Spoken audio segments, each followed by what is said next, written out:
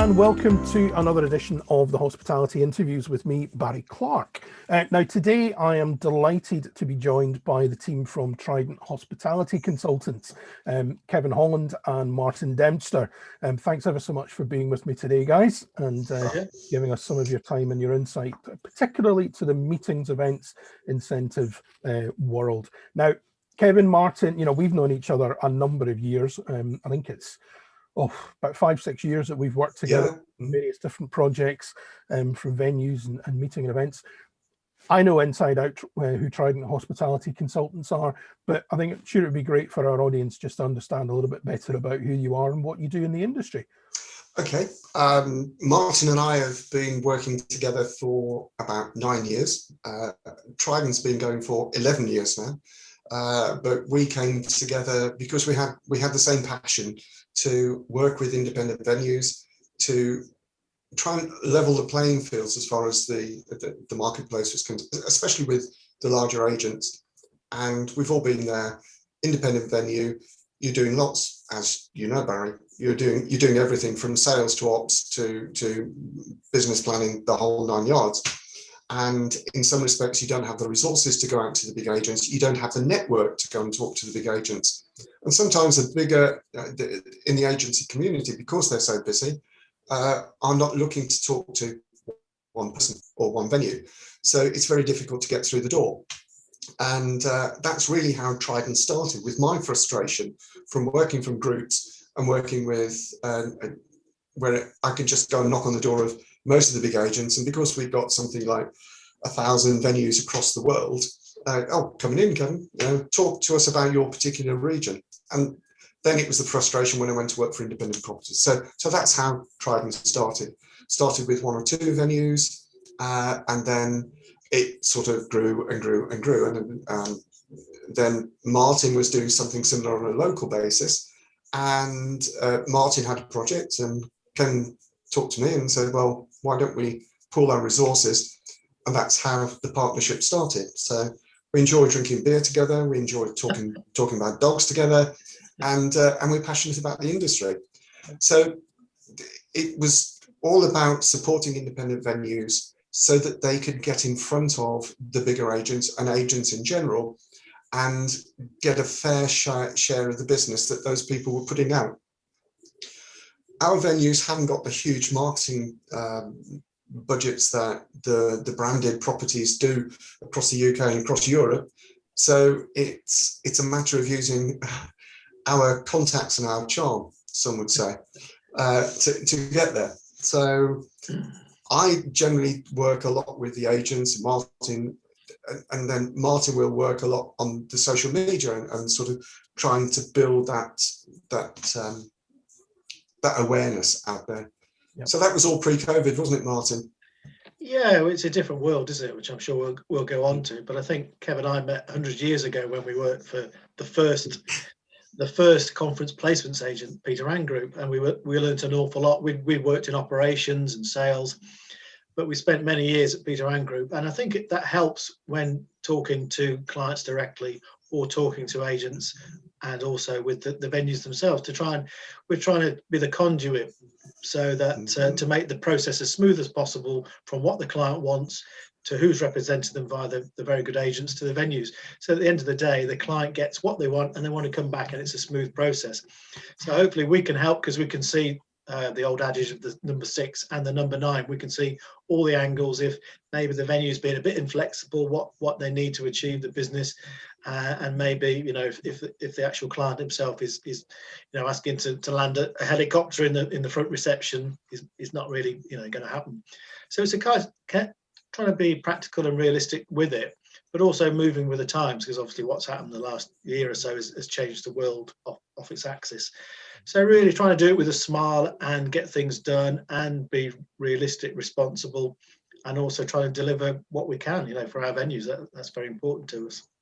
Yeah, I can I can certainly for our audience that are watching, I can certainly testify to that, guys, when we reflect back on the work that we did together with Stoke Rochford in particular, both with the cultural change from being a private use venue into being a commercial entity, you helped a great deal with the commercialization of that and the change of culture that needed to happen. And certainly, as the leader in that business, having come from the branded world into the independent world, it's that accessibility that's the huge difference. And it certainly is. yeah, we could never have achieved what we did together.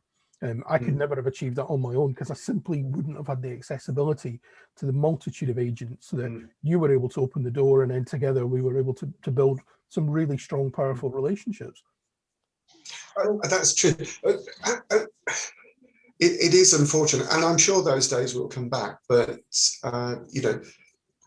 what we found with our venues is that we've tried to create a community. So we have regular get-togethers on Zoom, and just get an opportunity, because what was coming back was that some of the venues, we were talking to them, and it's like, oh, woe is me, we're doomed, and all that sort of malarkey. But actually, if you get them all together and they start talking to each other, then this community was starting to develop. And then you get venues in Cambridge, we're talking to the guys in High Wycombe, and the guys in Cambridge would say, we've tried this new system. And then Belinda over in High Wycombe would say, well, that sounds interesting, can we have a chat?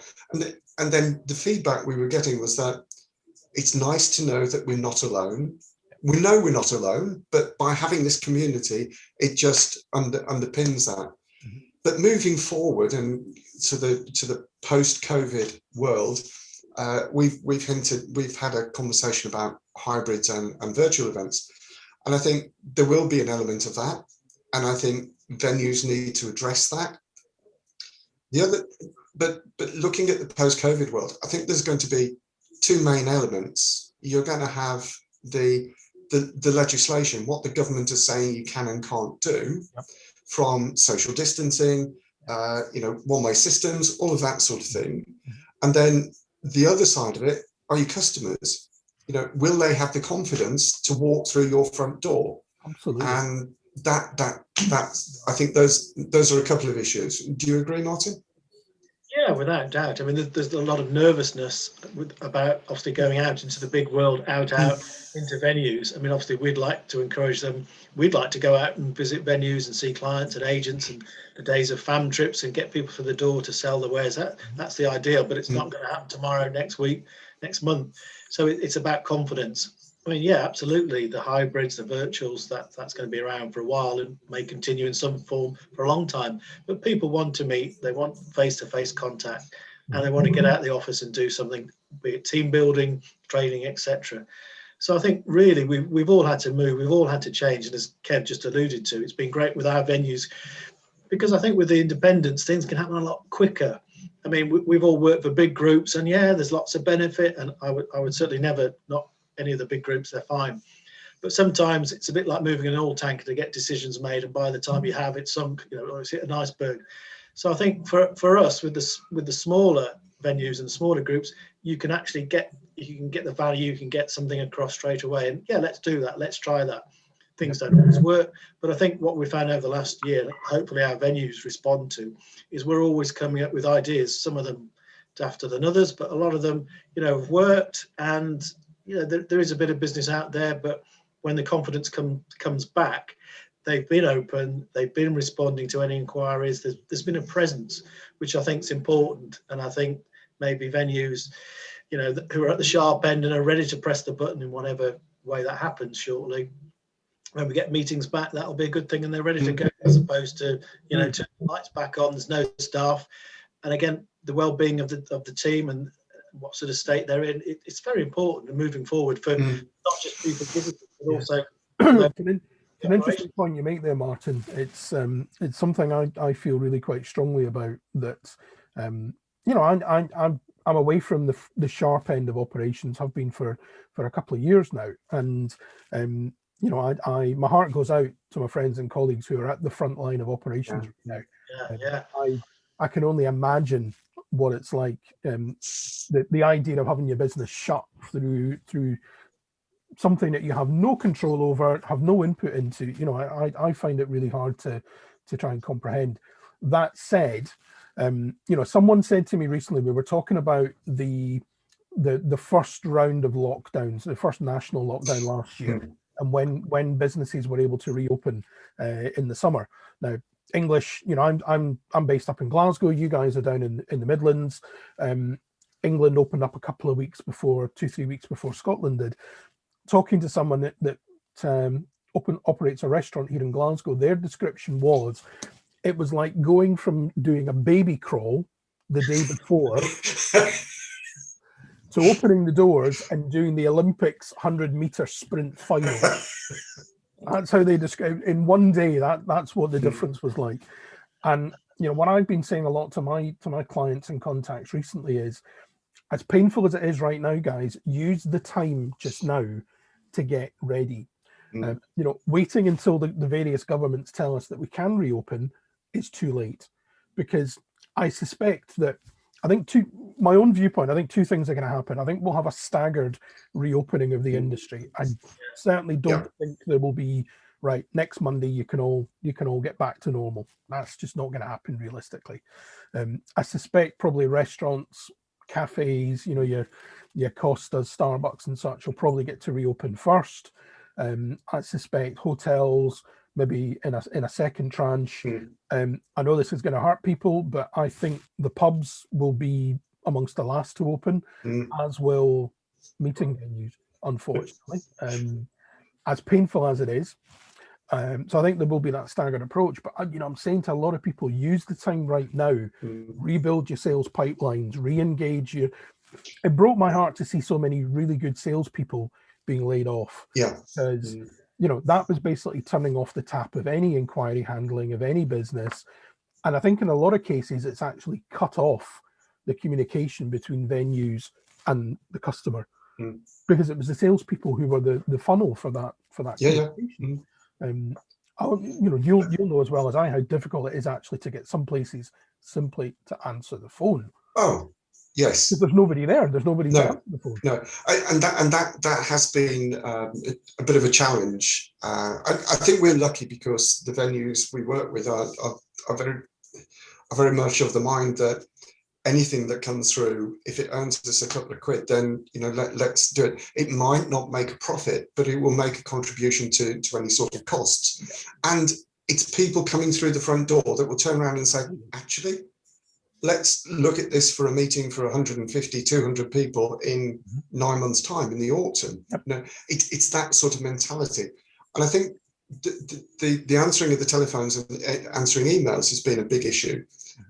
Talking to agents, like we've said before, almost on a daily basis, their biggest bugbear at the moment is that they send out an inquiry, and if it goes to some of the big branded properties, then it goes into a central pot, and there's one person who's probably covering the inquiries for 20 or 30 properties in the UK, and they don't get an answer.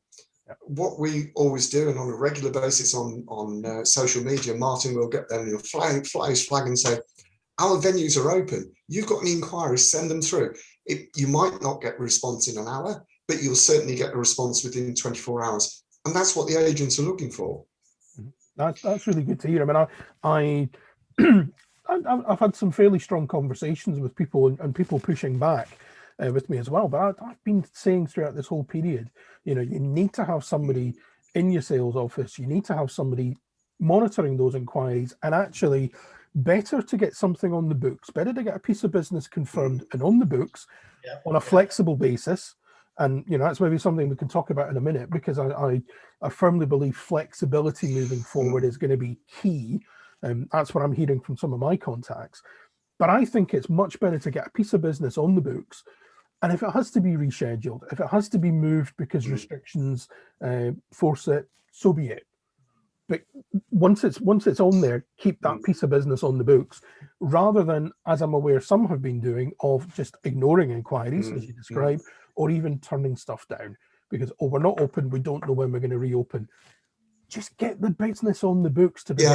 This makes common sense, Barry, doesn't it? Really, you've got one foot in the door. Literally. If you've got some business in, it's going to be hard, to get new business in the short term. So if you've got inquiries now, look after them. And it could be a new client, could be a regular client, but if it's new stuff, hallelujah. Get them in, look after them. What is it you're looking for? How can we help you? It's that initial steer before you actually get to the venue, the event. How you be looked after really well, really. Staff are great, attentive. I feel looked after. I feel confident in these guys, this venue. And then obviously, hopefully it takes place. If it doesn't, as you say, move it to a new date. Because otherwise you're going to have so many empty dates in the diary. It's going to be crazy. And everyone's going to be fighting in the same little small pond for those inquiries when they come out. So get ahead of the game. And yeah, absolutely dreadful the amount of people have unfortunately been furloughed or lost jobs. Awful. But, it's going to be tough out there to start with. So do what you're good at, and it's the pipeline. Talk to people, communicate, and I think that's what we've done, Kev, is to just say, look, still here. You can't have business, but we're ready to go. We've got the virtual hybrid. We're ready. Press that button, and our venues are ready to go. But I think I talk to, as we have done. We've been on Zooms with venues who've said, "Oh, we'd like to get involved with Trident," and you can see a glimmer. But then they go back to a general manager, and the general manager is saying, "Well, why should we can't do sales?" No, you can't do sales. But what you can do is build relationships, and that is the key. It's not going out there and saying, "Well, our accommodation rate is this, or our 24-hour rate is that, and by the way, we'll chuck in a couple of bacon butties." That's not what people want to know. What they want to know is how you're faring, because the customers are in the same situation. So it's about getting to know your customers, so that when your customers start to do something, they call you first, as opposed to the property down the road whose team have been going, "Oh, how are you doing?" And they're saying, "Well, actually, we used to go to venue A, but venue B have really sort of been talking to us, and I feel as if I've got a real relationship going there. I don't want to spoil that relationship, so I'll give you their business." Absolutely. I think there's a contrast between different segments of the marketplace, and if you're a food or a wet-led business, there is undoubtedly pent-up demand that whenever our leaders say that the doors can be reopened, yes, the restaurants, the bars are going to be very busy. And I suspect we'll see what we did. We'll see the same trend that we saw last time of huge demand to begin with, and then that will naturally taper out as a bit of time goes on. But in the meeting and events world and in the wedding business world, it's just not going to be like that. There's not that pent-up demand that's desperate to come and have a conference with you. It's all about the relationship building, and it's about getting those initial inquiries on the books to then build for it. And waiting until the doors open is too late. Absolutely. And I think it was the Meetings Industry Association put something out probably before Christmas when they were talking to the government. And basically what they were saying is that if the government cannot turn around and say, "This is Friday afternoon, you can open your doors on Monday," because the meetings industry doesn't work like that, because it's not just your venue, it's the supply chain as well. It's the people who put the AV, build the set, deliver the food to your kitchen so you can provide food and all of that. So they did a survey, and I think they were saying that most venues thought that they would need minimum a month, but possibly up to 2 months before they would be business fit, for want of a better expression. But coming back to the comment about flexibility, we're from the Zooms that we've had with our agents, with our venues, and the guests that we've had from some of the major companies that book meetings and events.